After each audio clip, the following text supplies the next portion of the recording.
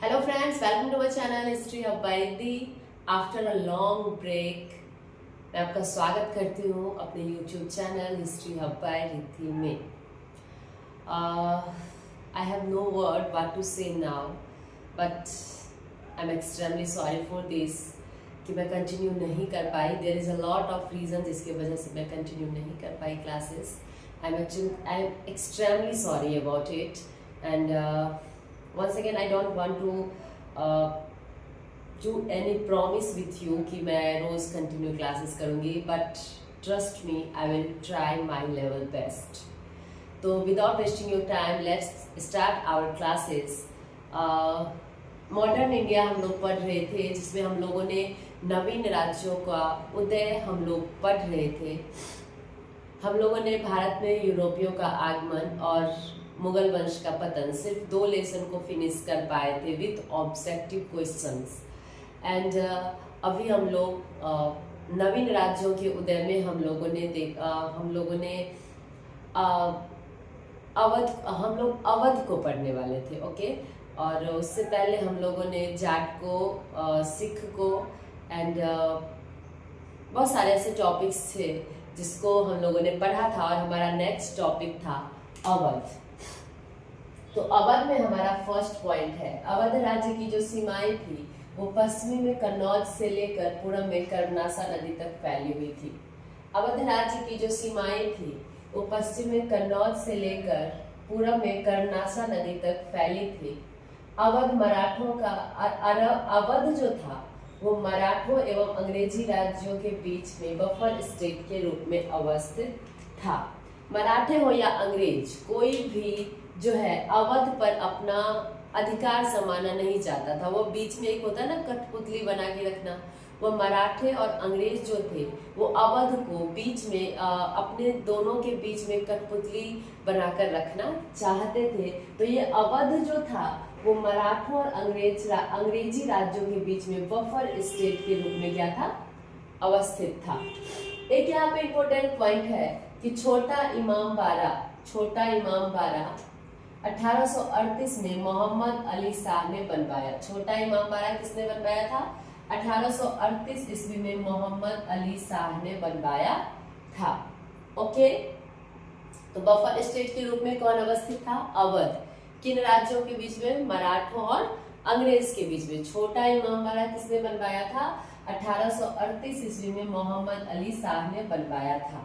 अवध के संस्थापक, let's know about Awadh के संस्थापक। अवध के संस्थापक कौन थे? शहादत खां या बुरहानुल मुल्क। जैसे हम लोग जब निजामुद्दीन पढ़ रहे थे तो चिनकिलिच खां भी उसका उपनाम था ना, तो वैसे ही है। अवध के संस्थापक जो थे शहादत खां भी हो सकता है और बुरहानुल मुल्क भी हो सकते हैं। दोनों जो था वो एक ही व्यक्ति का नाम था, शहादत खां और बुरहानुल मुल्क। शहादत खां ने अपने इस स्वतंत्र राज्य की राजधानी जो है वो सैयदबंद से संबंधित की। एग्जामिनेशन में ऐसे क्वेश्चन आ सकते हैं कि अवध के संस्थापक शहादत खां या फिर अवध के संस्थापक बुरहानुल मुल्क ने अपने राज्य की नई राजधानी को किस वंश से संबंधित किया? तो उसका आंसर होगा सैयद वंश। शहादत खां जो थे वो सैयद बंधुओं के विरुद्ध षड्यंत्र में सम्राट का साथ दिया। फलस्वरूप मोहम्मद शाह ने उसे 1720 से 22 तक आगरा का गवर्नर बनाया और बुरहानुल मुल्क की उपाधि दी। तो इसका एक्चुअली नाम जो था वो शहादत खां ही था। हम लोगों ने देखा था कि कैसे एक समय आया था जब सैयद बंधु जो थे वो किंग मेकर्स के रूप में जाने लगे थे। उसी दौर में एक मोहम्मद शाह रंगीला नामक मुगल शासक हुए, जिसके काल में सैयद बंधुओं का पतन हुआ। और उसके पतन में मोहम्मद शाह रंगीला का अकेला हाथ नहीं था। शहादत खां ने भी मोहम्मद शाह रंगीला का साथ दिया सैयद बंधुओं के पतन में। तो उसी खुशी में मोहम्मद शाह जो थे उन्होंने शहादत खां को बुरहानुल मुल्क की उपाधि भी दी और 1720 से 22 तक उन्हें आगरा का गवर्नर भी बनाया। ओके, नेक्स्ट पॉइंट हमारा है 1722 ईस्वी में मोहम्मद शाह ने शहादत खां को अवध का सूबेदार नियुक्त किया।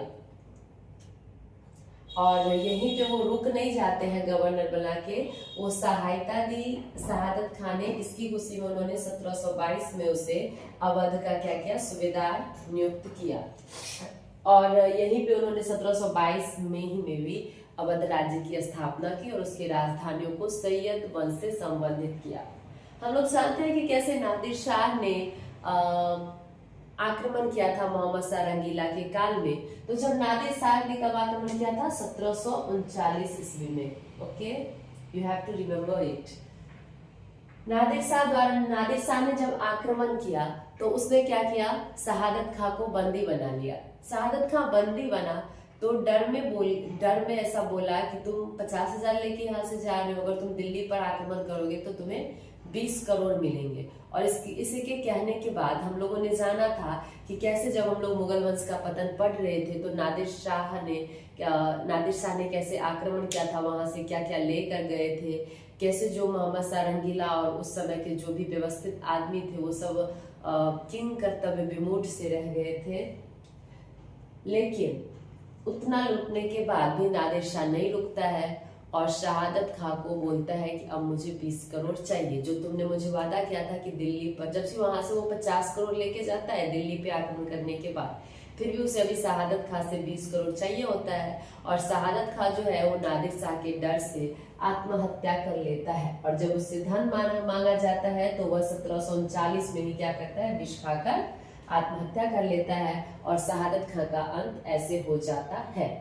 तो अवध के शुरुआती दौर में हम लोगों ने देखा कि अवध एक बफर स्टेट के रूप में था। इसकी जो सीमाएं थी वह पश्चिम में कन्नौज से लेकर पूर्व में कर्नाशा नदी तक फैली हुई थी।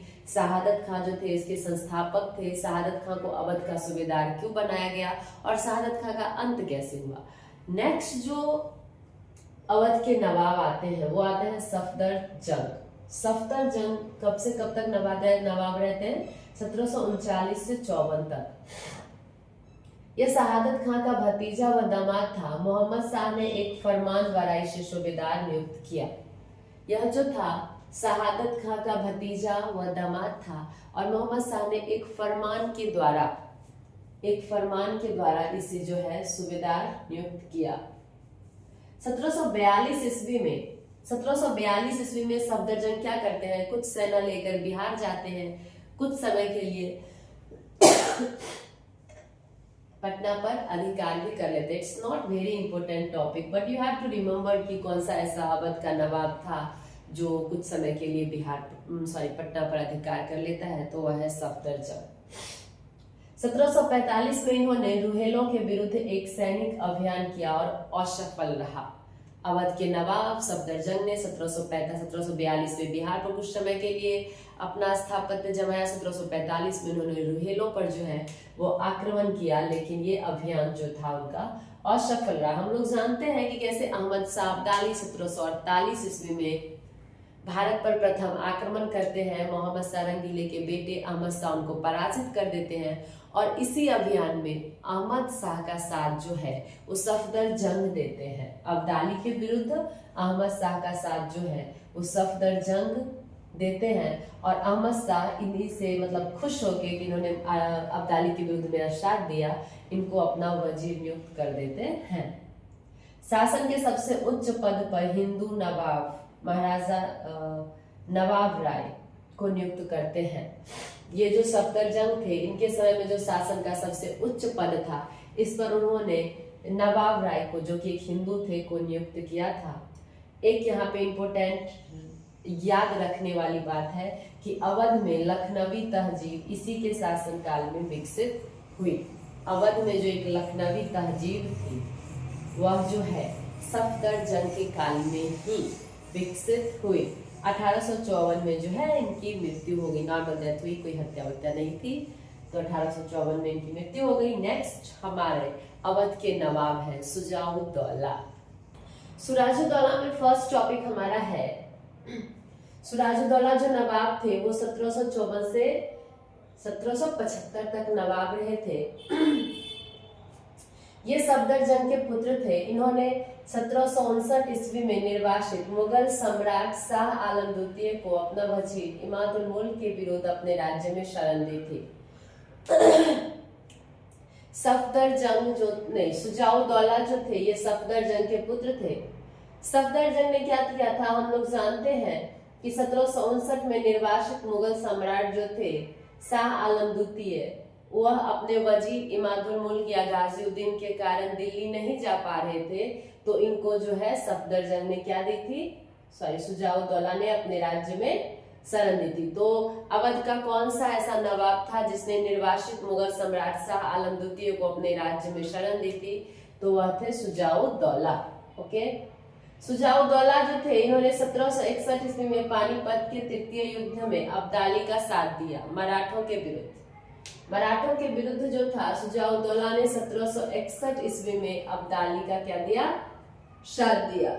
बंगाल के पदच्युत नवाब थे मीर कासिम, अंग्रेजों के द्वारा जो पदच्युत किए गए थे उनको अपने राज्य में शरण दी किसने, शुजाउद्दौला ने, और अंग्रेजों के विरुद्ध बक्सर युद्ध में भी भाग लिया। लेकिन हम लोग जानते हैं कि बक्सर युद्ध में अंग्रेजों की विजय हुई थी, तो ये बक्सर के युद्ध में पराजित हुए और 1765 में क्लाइव के साथ इन्हें शुजाउद्दौला को संधि करनी पड़ी, जिसको हम इलाहाबाद की संधि के नाम से जानते हैं। और शुजाउद्दौला को करा और इलाहाबाद जिले जो थे वो मुगल सम्राट शाह आलम द्वितीय को देने पड़े। शुजाउद्दौला जो थे इन्होंने शाह आलम द्वितीय को भी सपोर्ट दिया, अब्दाली को भी सपोर्ट दिया, बंगाल के नवाब मीर कासिम को भी सपोर्ट दिया, लेकिन ये सपोर्ट जो है उनको महंगा पड़ा। मीर कासिम को जब वो सपोर्ट करते हैं बक्सर के युद्ध में, जब उनकी पराजय होती है, तो अंग्रेजों के साथ, क्लाइव के साथ इनको 1765 में इलाहाबाद की संधि करनी पड़ती है, और जिसके तहत क्लाइव क्या करवाता है कि करा और इलाहाबाद के जिले जो है इनको बोलता है कि मुगल सम्राट शाह आलम द्वितीय को दे दो। 1773 में शुजाउद्दौला ने वारेन हेस्टिंग्स से बनारस की संधि की, जिसके तहत इलाहाबाद और करा के जिले 50 लाख में हेस्टिंग्स ने बेच दिया। लेकिन जब करा और इलाहाबाद चला जाता है तो शुजाउद्दौला को रहा नहीं जाता, और वह 1773 ईस्वी में वारेन हेस्टिंग्स से एक बनारस की संधि, जिसको बोलते हैं, बनारस की संधि कब हुई थी, 1773 ईस्वी में। किसके बीच में, वारेन हेस्टिंग्स और शुजाउद्दौला के बीच में एक बनारस की संधि होती है, जिसके तहत इलाहाबाद और करा जिलों जो है वह शुजाउद्दौला को मिल जाता है, और वह 50 लाख रुपए जो है वो हेस्टिंग्स जो है 50 लाख रुपए में करा और इलाहाबाद शुजाउद्दौला को बेच देते हैं। किस संधि के तहत, बनारस की संधि के तहत। 1773 में शुजाउद्दौला और वारेन हेस्टिंग्स के बीच बनारस की संधि होती है, जिसमें वारेन हेस्टिंग्स जो है वह 50 लाख रुपए में इलाहाबाद और करा जो है शुजाउद्दौला को बेच देते हैं। नवाब यह प्रॉमिस करता है कि वह रोहेलों के जो पठान थे उसके विरुद्ध कंपनी की जो सहायता करेंगे, और जिससे खुश होकर कंपनी उसे 40 लाख रुपए देते हैं। और अपने प्रॉमिस के अकॉर्डिंग शुजाउद्दौला 1774 ईस्वी में रोहेलखंड पर आक्रमण कर देते हैं, और मीरनपुर कटरा नामक स्थान पर रोहेलों के जो सरदार थे हासिफ रहमत खां को मार डाला और रोहेलखंड को अवध में मिला लिया। 1775 में इनकी मृत्यु हो गई। तो हम देखते हैं कैसे अंग्रेजों ने खुद अपनी क्षति नहीं करवाई, खुद अपने सेना को नहीं मरवाया, और इसको शुजाउद्दौला को रोहेलों का अंत करवाया, और वह शुजाउद्दौला रोहेल को खत्म करके अवध में मिला लेता है, और फिर अंग्रेज आसानी से अवध पर जो है अपना अधिकार कर लेता है। तो यह अवध की यह जो थी वो अंग्रेज की कूटनीति थी। आसफदौला, नेक्स्ट नवाब अवध के कौन आते हैं, आसफदौला, 1775 से 1797 ईस्वी। यह शुजाउद्दौला के पुत्र थे। इन्होंने अपनी राजधानी फैजाबाद से लखनऊ स्थानांतरित की थी, कब, 1775 ईस्वी में। आसफदौला जो थे यह शुजाउद्दौला के पुत्र थे। इन्होंने यह महसूस किया कि इनकी राजधानी फैजाबाद में अंग्रेजों का दबाव बहुत बढ़ गया है। इन्होंने अपनी राजधानी लखनऊ स्थानांतरित कर लेते हैं, कब, 1775 ईस्वी में। 1775 ईस्वी में अंग्रेज फैजाबाद से एक संधि की। 1775 ईस्वी में आसफदौला ने 1775 ईस्वी में ही अंग्रेजों से फैजाबाद में एक संधि की, और उस संधि की शर्तें थी पहली शर्त थी कि बनारस में अंग्रेजी सर्वोच्चता स्वीकार कर ली गई, और दूसरी शर्त ये थी कि अवध के अंग्रेज जो है वो अवध के नवाब की बेगमों की जो संपत्ति है उसकी सुरक्षा की गारंटी लेंगे। लेकिन वह अपने वादे पे नहीं रहते हैं। 1781 ईस्वी में हेस्टिंगस ने इस संधि का उल्लंघन करते हुए जॉन मिल्टन को अवध के बेगमों से धन वसूलने का आदेश दे देते हैं। तो फैजाबाद की संधि कब होती है? 1775 ईस्वी में होती है, और इसके तहत ये होता है कि बनारस पर अंग्रेजी सर्वोच्चता स्वीकार कर ली जाती है और अवध के बेगमों की जो धन संपत्ति की सुरक्षा है इसका भार जो है वो अंग्रेजों को उठाने के लिए दिया जाता है। बट अंग्रेज अपने वादे पे नहीं रहते हैं। 1781 ईस्वी में हेस्टिंगस इस संधि का उल्लंघन कर देते हैं और जॉन मिल्टन को बोलते हैं कि अवध के बेगमों से भी धन की क्या की जाए? वसूली की जाए। 1775 ईस्वी में मुहर्रम मनाने के लिए लखनऊ में इमाम बाड़ा का निर्माण करवाया गया। 1784 ईस्वी में मुहर्रम मनाने के लिए लखनऊ में इमाम बाड़ा का निर्माण करवाया गया, जो कि इन्हीं के काल में हुआ था। ओके, नेक्स्ट हमारे नवाब है वजीर अली। वजीर अली के बारे में फर्स्ट पॉइंट हमारा है, यह जो थे आसफदौला के पुत्र थे। कुछ महीनों तक नवाब बना, किंतु अंग्रेजों को अपनी तरफ मिलाकर उसका चाचा शहादत अली खान ने 1798 ईस्वी में नवाब बन गया। वजीर अली जो थे वो नवाब आसफदौला के पुत्र थे। वह कुछ महीनों तक नवाब बनते हैं, लेकिन कुछ महीनों बाद ही उनके जो चाचा होते हैं शहादत अली खान, यह अंग्रेजों को अपनी तरफ मिला लेते हैं और वजीर अली को नवाब के पद से हटा दिया जाता है। तो नेक्स्ट अवध के नवाब हमारे कौन होंगे? शहादत अली खान द्वितीय, क्योंकि जो अवध राज्य के संस्थापक थे वह भी शहादत अली खान थे, तो इनके ये द्वितीय थे। शहादत अली खान द्वितीय जो थे वो 1798 से 1814 ईस्वी के बीच में, अवध अली खान द्वितीय का जो शासनकाल था वह 1758 से 1814 ईस्वी तक था। शहादत अली खान जो थे वो आसफदौला के भाई थे। इन्होंने सर जॉन से संधि कर ली और जिससे इन्हें गद्दी प्राप्त हुआ, और इसके बदले में इन्होंने अंग्रेजों को बहुत सा धन और इलाहाबाद का राज भी दिया।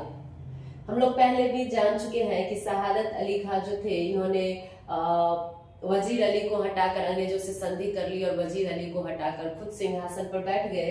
तो इन्होंने अंग्रेज सर जॉन से संधि की, अंग्रेजों को बहुत सा धन और इलाहाबाद का जिला प्रदान किया और खुद नवाब बन गए 1800। लेकिन यह ज्यादा समय तक नवाब नहीं बन पाए। 1801 ईस्वी में वेलेजली की सहायक संधि करने के लिए इनको बाध्य किया।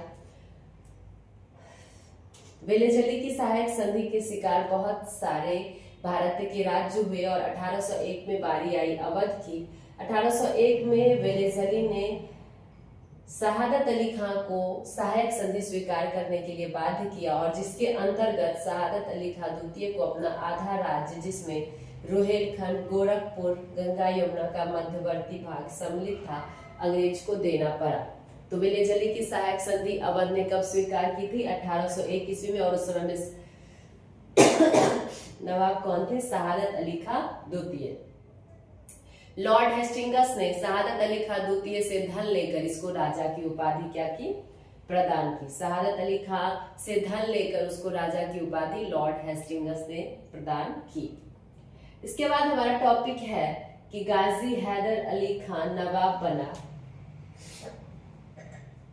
और शहादत अली खान का टाइम 1814 में खत्म हो जाता है। तो 1814 में जो है वह गाजी हैदर अली नवाब बनते हैं और 1815 में हेस्टिंगस इन्हें बादशाह की उपाधि प्रदान करते हैं। इनका कुछ खास काम नहीं है, ये उतना इम्पोर्टेंट भी नहीं है। फिर क्रमशः जो है तुरंत नवाब जो है वो बदलते जाते हैं और फिर नवाब बनते हैं नासिरुद्दीन हैदर, मोहम्मद अली शाह, अहमद अली खान और वाजिर अली शाह द्वितीय। और वाजिर अली शाह द्वितीय जो है वो अवध के नवाब बनते हैं। शहादत अली खान के बाद नवाब बनते हैं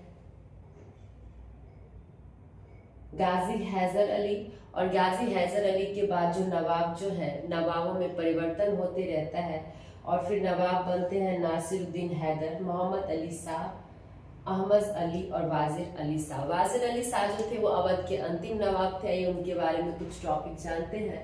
वाजिर अली शाह 1800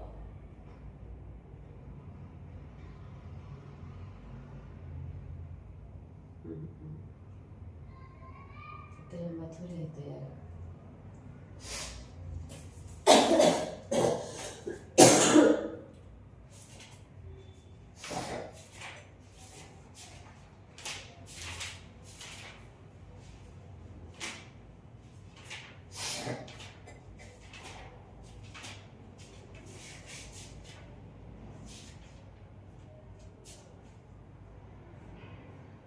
सैतालीस से 56 तक। हाँ,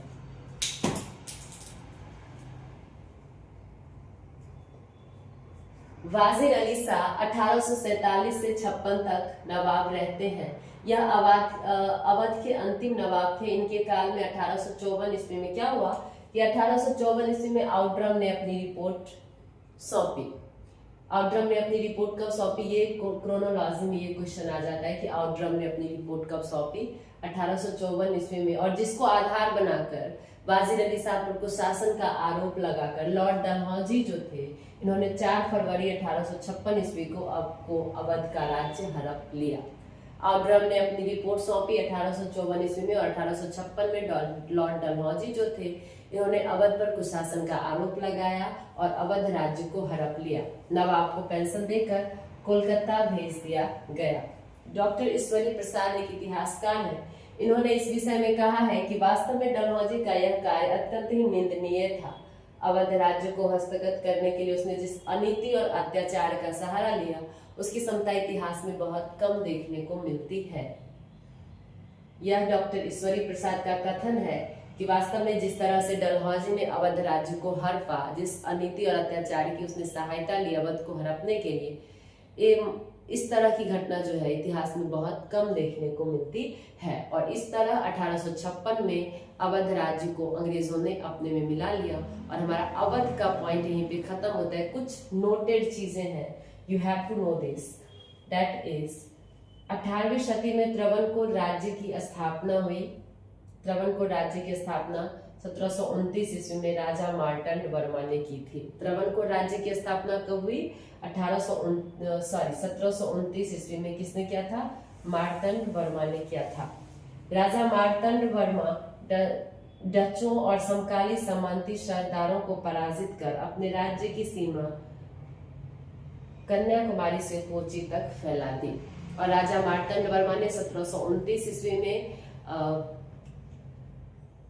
त्रावणकोर राज्य की स्थापना की और अपनी राज्य की सीमा जो है वो कन्याकुमारी से कोची तक फैला दी। हमारा अवध का पॉइंट यहीं पे खत्म होता है। नेक्स्ट हमारा पॉइंट होगा बंगाल, और बंगाल के बारे में हम लोग नेक्स्ट क्लास में पढ़ेंगे। Thank you so much for watching. Thank you so much.